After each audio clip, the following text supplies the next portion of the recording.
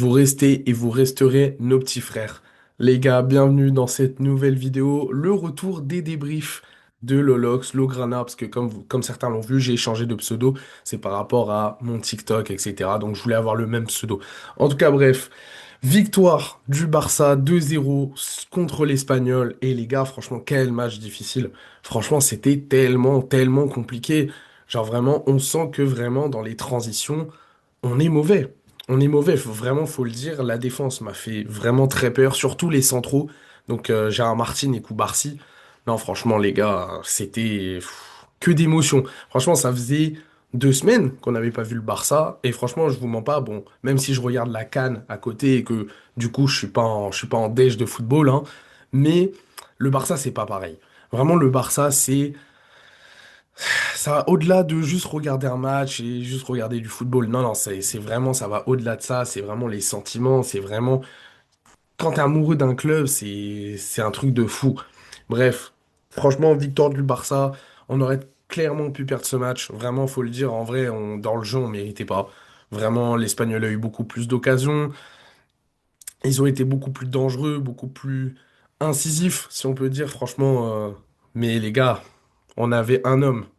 Un homme qu'on a braqué à 25 millions, les gars. 25 millions, je tiens à le rappeler. 25 millions. Monsieur Juan Garcia. Mais les gars, mais le match qui nous sort, le match de sa vie. Les supporters de l'Espagnol lui ont promis l'enfer. Ça a fait des pancartes avec des rats, avec des billets, machin. Ça voulait lui lancer des trucs pendant le match. Le pressing de l'Espagnol sur Juan Garcia, il était vite fait, les gars. Il était vite fait, vraiment, faut le dire. Non, les gars, c'était exceptionnel. Vraiment exceptionnel. Vraiment, franchement, la première mi-temps, vraiment côté Barça, à part Juan Garcia, il y a vraiment rien à retenir. Vraiment, on n'a pas été bon.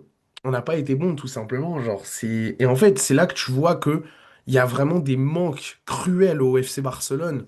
C'est Déco, va falloir que tu règles vite cette situation parce que vraiment, ce n'est plus possible. Ce n'est plus possible d'avoir un manquement défensif à ce point. Genre, même si, moi je le répète, la saison dernière, on se prenait des buts. Voilà, on se souvient de Benfica, on se souvient du Real Madrid sur la fin de saison, on se prenait des buts. Voilà, même l'Atlético, hein, le match de Coupe d'Espagne, on fait 4-4. Euh, Il y a plein de matchs où on se prenait des buts. Mais c'est vrai qu'offensivement, on était tellement fort que ça se voyait beaucoup moins. Là, cette saison, je trouve qu'il y a quand même beaucoup moins d'efficacité. Et en plus, on l'a vu hier soir. On l'a vu hier soir, franchement, offensivement, c'était compliqué. Jusqu'au changement avec Firmin et Dani Olmo, c'était très compliqué. Mais les quatre attaquants, ils ont pas été bons. À part Lamine Yamal que j'ai trouvé un peu meilleur que les trois autres. Mais encore, Lamine Yamal, j'ai trouvé assez mid, finalement. Et voilà, Rafinha, franchement, aïe aïe aïe. Voilà, c'est rare hein, que Rafinha fasse un mauvais match, mais hier soir, il n'était pas dedans, même si au début du match, il a joué numéro 10, ce qui n'est pas son poste, clairement, et on le voit. En fait, il faut arrêter avec Rafinha numéro 10. Voilà, je pense que Flick, tu as assez testé Rafinha en 10, maintenant, il faut le remettre à gauche. Il faut le remettre à gauche, parce que vraiment, Rafinha à gauche, c'est tellement différent de Rafinha en 10, et ça change beaucoup de choses. Ça change vraiment beaucoup de choses. Rashford, honnêtement, j'ai pas du tout aimé son match. Vraiment, le fait qu'il soit changé à la mi-temps, moi perso, c'est totalement compréhensible. Parce que vraiment, Rashford, sa mi-temps qu'il a fait hier soir, waouh! Vraiment, ça m'a piqué les yeux, hein. C'est une folie. Ferran Torres, pareil. Franchement, Ferran, au-delà qu'il y avait un bloc bas du côté de l'Espagnol Barcelone, même les contrôles, le jeu, franchement, Ferran, il était pas dedans hier. Il était clairement pas dedans. Et franchement, c'est dommage parce que Ferran, il était sur une bonne lancée, il était en train d'enchaîner, etc. Et franchement, hier soir, il a un petit peu, entre guillemets, tout gâché, tu vois. Vous voyez ce que je veux dire. Mais bon, ça peut arriver de faire un mauvais match. Attention, je suis pas en train de totalement tomber sur Ferran Torres. Ça se trouve, il va arriver en Super Coupe d'Espagne. Il va être monstrueux parce qu'on sait Ferran dans les coupes. C'est généralement là qu'il est vraiment fort. Mais en tout cas, le match d'hier soir de Ferran Torres, ça a été cataclysmique. Vraiment cataclysmique. Honnêtement, voilà, offensivement, c'était pas bon. C'était clairement pas bon. Et heureusement qu'il y a eu les changements. Heureusement qu'il y a eu les changements au deuxième mi-temps, parce que vraiment, là, c'était obligatoire, en fait. Vraiment. Et franchement, parlons-en des changements. Enfin, on a vu un Firmin et un Olmo qui sont bons au même moment. Franchement, les gars, j'ai l'impression que les deux, ils arrivent plutôt bien à jouer ensemble, ce qui est étonnant parce qu'à la base, ils se battent pour la place de numéro 10, mais au final, on voit que ils arrivent très très bien à combiner ensemble. Mais bon, l'entrée de Firmine hier, les gars, c'est... Ah là là. Franchement, c'est... Qui va m'empêcher de dire que c'est un des meilleurs numéro 10 du monde actuellement? Vraiment, faut le dire. Firmine Lopez, cette saison, il est vraiment bon. Il est vraiment bon, à l'image de sa fin de saison dernière. Firmine, l'entrée qu'il fait, ça change tout le match. Ça change tout le match, vraiment. Et Juan Garcia, évidemment, mais bon, Juan Garcia, c'est- En fait, c'est encore autre chose. C'est Juan Garcia, il joue contre son ancien club. En fait, moi, j'attendais, avant de m'extasier vraiment à 100% sur Juan Garcia, j'attendais un match comme celui-là. Parce que oui, ok, Juan Garcia, dès qu'il était là, il était très bon. Il n'y a rien à dire, il y a même son match contre Newcastle, même avant la trêve, il y a eu son match contre Villarreal, etc. Il était très très bon, il n'y a pas de souci. Mais là, j'attendais de voir un match où il serait sous pression maximale pour voir si vraiment, genre, c'est le gardien qu'on attendait. Et franchement, il a confirmé toutes mes attentes, voire même au-delà. Parce que moi, j'avais mon pronostic d'hier, pour ceux qui me suivent sur TikTok, j'avais dit 3-1. J'avais dit 3-1. Je me suis dit, il y a un moment donné, on va peut-être se manger un but quand même, où Juan Garcia, il pourra rien faire, etc. Mais même pas. Même pas, parce que sur les occasions où tu te dis, c'est mort, c'est foutu, on va se prendre un but, même là, il les arrête. Non, c'est une folie. Non, vraiment, je vais pas dire qu'on a fait un braquage hier soir, mais un petit peu quand même. Parce qu'en vrai, maintenant, imaginez le match avec Chesney. Juste imaginez. Vraiment, vous pensez on en prend combien? Moi, je pense qu'on en prend 3-4. Vraiment, je le dis, c'est tellement on a subi des occasions franches et nettes. C'était waouh. C'était vraiment, vraiment, vraiment compliqué. L'Espagnol a très bien joué son jeu, hein. Même si ça fait mal de le dire, parce que l'Espagnol, voilà, c'est un club que je déteste. Vraiment, bah, comprenez, hein, derby, etc. Pour moi, c'est le faux Barcelone. Il y a que Girona qui est aux alentours de Barcelone que j'aime bien. Mais bon, voilà, l'Espagnol, c'est vraiment le club rival de la Catalogne. C'est vraiment eux, quoi. Et ils nous le rendent plutôt bien d'ailleurs, parce qu'ils nous détestent très profondément aussi. Mais bon, bref. Pour ce qui est du pressing sur l'Espagnol, je reviendrai un petit peu plus tard. En tout cas, voilà, Juan Garcia qui sauve tous les meubles du match d'hier, vraiment. Parce que la défense, je vais parler surtout des centraux, parce que pour moi, les latéraux, je les ai trouvés plutôt bons. Vraiment, franchement, pour une fois, les latéraux, je les ai trouvés très pertinents, même Baldé, où j'avais beaucoup de mal ces derniers temps avec Baldé, où clairement, pour moi, c'était juste un mec qui courait vite, qui pouvait dribbler de temps en temps, mais qui parfois ne levait pas la tête. Bah là, franchement, hier soir, Baldé, il m'a agréablement surpris. Vraiment, Baldé, il faut le dire, hier, ça a été ça a été très bon. Ça a été très bon, tout simplement. Même défensivement, j'ai trouvé meilleur que d'habitude. Franchement, il était concentré. Il était concentré et il a géré parfaitement son couloir, si ce n'est même au-delà. Koundé, pour moi, j'ai trouvé que son match, il était incroyable. Vraiment, je le dis, il a fait les appels qu'il fallait. Défensivement, il a été présent. Il s'est pas fait mener en bateau. Il s'est pas fait froisser, quoi, tout simplement. Parce que ces derniers temps, Koundé, c'était un petit peu le cas en 1v1. Il se faisait pas mal passer ces derniers temps. Et là, je trouve qu'hier soir, ça n'a pas été le cas.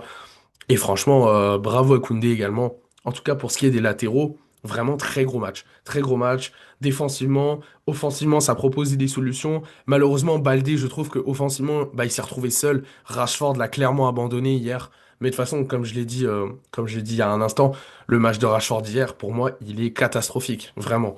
Je sais même pas qui a été le plus mauvais entre Rashford et Ferran. Vraiment, c'est dur à dire. C'est très dur à dire. Je vais dire Rashford parce que Ferran, il y a quand même un petit peu l'excuse de ouais, à un moment l'Espagnol jouait bloc bas, donc c'était compliqué de se procurer des occasions. Rashford, il avait le couloir. Il avait de l'espace dans son couloir. Et franchement, il n'a pas su utiliser cet espace.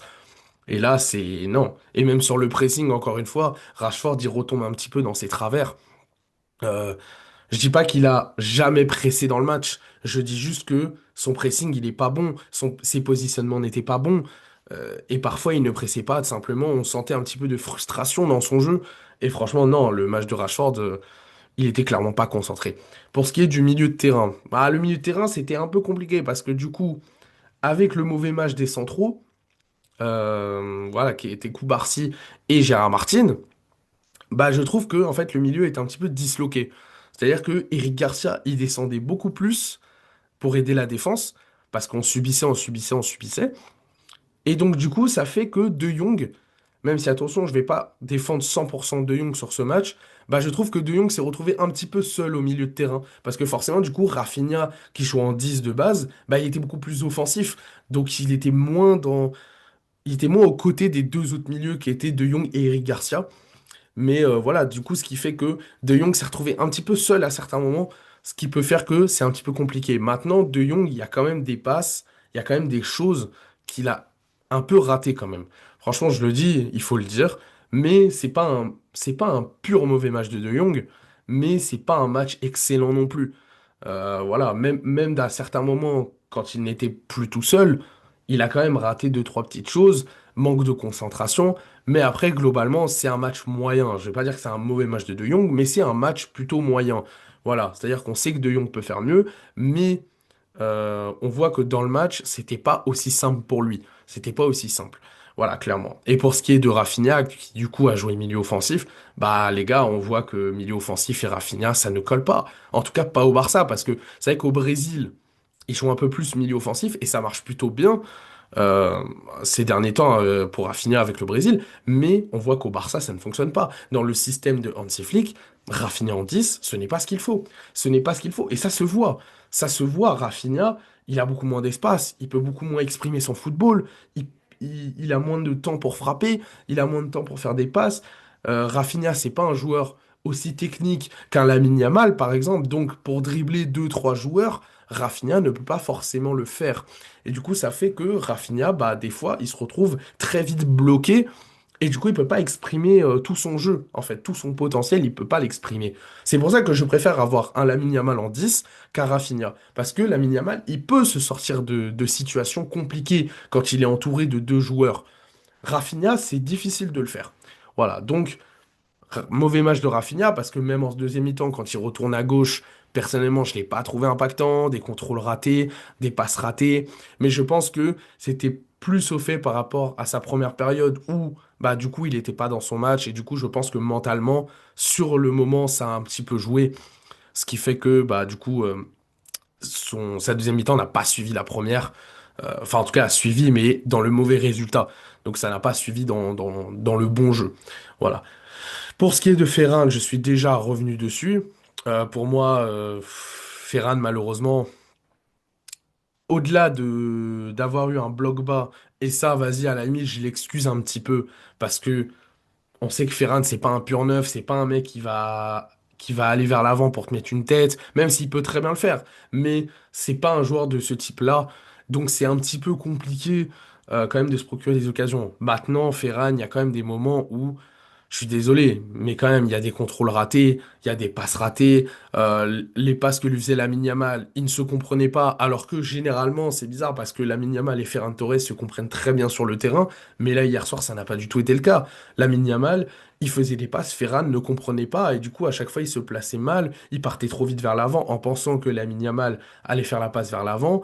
C'est que de la mauvaise lecture. Voilà, il y a eu beaucoup de mauvaises lectures de Ferran Torres, et parfois un petit peu de Lamine Yamal aussi, hein. Attention, je suis pas en train de full attaquer Ferran et de full défendre Lamine Yamal, mais je jure que des fois, il y a certains moments, c'est tellement évident que Yamal, il va faire une passe dans telle zone, que Ferran, je ne comprends pas comment il ne comprend pas, en fait. Parce que on le sait, et tu connais Lamine Yamal, tu sais qu'il va faire une passe dans cette zone, soit pour aller chercher un 1-2, soit parce que ça va surprendre l'adversaire.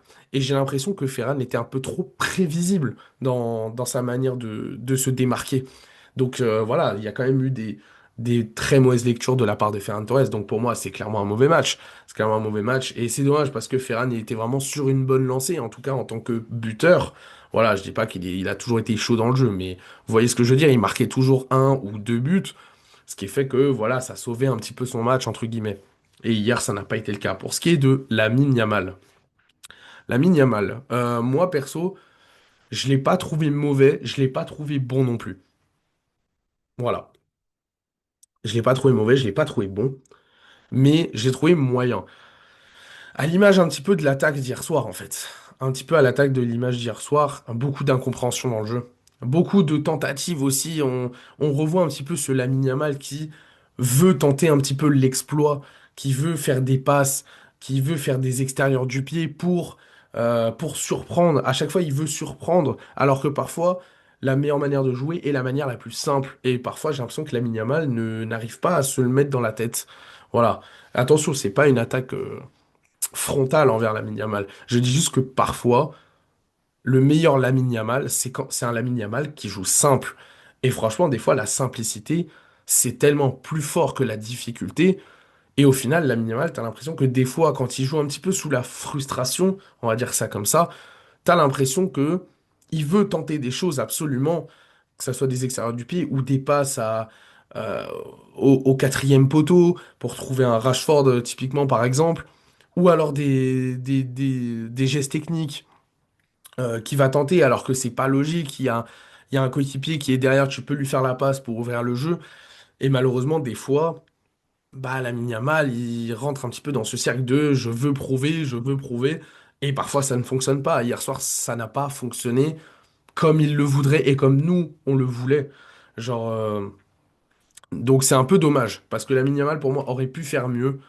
Mais il y a quand même des bonnes choses à retenir, notamment la passe sur Frenkie de Jong, où Frenkie de Jong, il tente une talonnade, il hésite à frapper, mais Frenkie et les frappes, malheureusement, on sait que c'est, voilà, de Jong, t'as l'impression il veut pas frapper, il veut pas marquer, j'ai l'impression, et c'est un peu dommage parce que moi je me souviens du De Jong en 2021, où il n'hésitait absolument pas dans ces situations, il n'hésitait absolument pas à frapper, il voulait marquer, il jouait beaucoup plus haut, et c'est pour ça que Frenkie de Jong me déçoit, ça me frustre en fait. C'est plus de la frustration que vraiment de la déception. C'est vraiment de la frustration envers Frenkie de Jong. Et c'est dommage parce que Frenkie pour moi, à son top niveau, il pourrait être tellement au-dessus de ce qu'il est actuellement, et pourtant il est déjà très fort actuellement. Moi je dis, il est déjà très fort. Et tous ceux qui critiquent De Jong en mode ouais, De Jong faut le vendre, De Jong faut qu'il parte du club. Moi perso, je vous comprends pas, excusez-moi, et je vous comprendrai jamais parce que regardez son niveau intrinsèque. Non, De Jong c'est trop fort les gars. C'est trop fort pour laisser partir un mec comme ça, surtout dans une telle situation au club. Mais malheureusement, De Jong il pourrait faire plus que ça, prendre plus de responsabilités. Voilà, c'est mon avis. Et ne le comparez pas à Pedri parce que c'est pas du tout les mêmes joueurs. C'est ça la différence. C'est pas du tout les mêmes joueurs. Donc faut arrêter les comparaisons débiles parce qu'ils jouent soi-disant au même poste. C'est deux manières de jouer différentes. C'est comme comparer Olmo et Firmine sur leur qualité intrinsèque. Ça n'a rien à voir. Ils ne jouent pas du tout de la même manière. C'est juste que oui, après il y en a un qui est meilleur que l'autre. Ça c'est sûr. Et pour moi, Pedri il est meilleur que De Jong, mais c'est pas le même style de jeu, c'est pas la même manière de jouer, c'est pas la même manière de voir le jeu, c'est pas la même enfin, vous comprenez ce que je veux dire. En tout cas, les gars, belle victoire du Barça, ça fait plaisir de les revoir. Franchement, les gars, j'en pouvais plus. Je vous jure, après 2 semaines là, je n'en pouvais plus. Même s'il y a eu Noël, Nouvel An, etc. D'ailleurs, bonne année à tous. C'est vrai que j'ai oublié de vous le dire parce que ma dernière vidéo c'était avant janvier. Mais franchement, les gars, ça m'a manqué, quoi.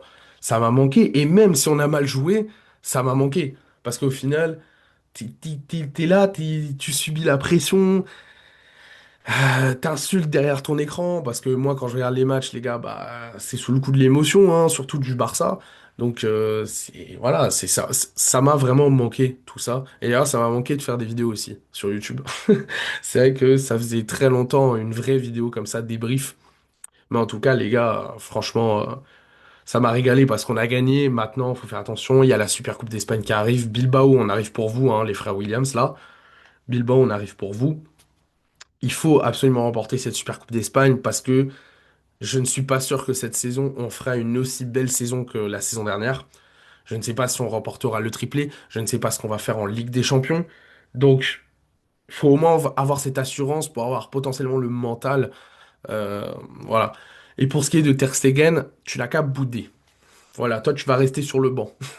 Et bien gentiment d'ailleurs. Tu vas ni jouer en Supercoupe, ni jouer en Coupe d'Espagne, ni jouer en Liga, ni jouer en Ligue des Champions. Voilà, comme ça c'est dit. En tout cas les gars, j'espère que mon retour vous fait plaisir. Et on se retrouve bah, tout à l'heure pour le match du Real, pour le débrief du Real Madrid. En tout cas les gars, Visca Barça et Visca Catalunya.